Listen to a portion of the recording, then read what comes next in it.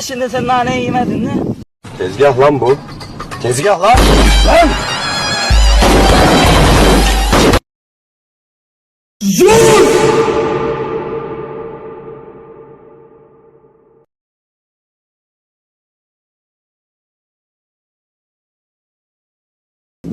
Şimdi sen nane yemedin mi? Amına koyayım, bastım vallahi, bastım vallahi, bastım vallahi, bastım vallahi, bastım. Kaç ananı avradını sikeyim, kaç.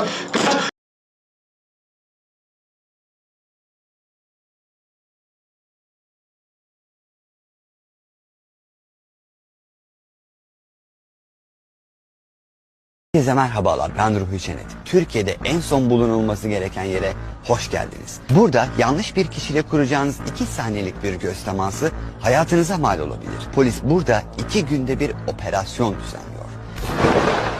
Dedim kıza görüşeyim, ucun hava sordu. Mən şəhər uşağı, tipim də doludur. Ban evi mərdəkan, benzini polnu. Əsmər sarışın vəziyyət sordu. Bər riski, satım iti resni. Əynimdə saruçka firması Gucci. Bir maşın aldım, kreditdə saldım. Burjunu çıxarıb şəhərə buraxdım.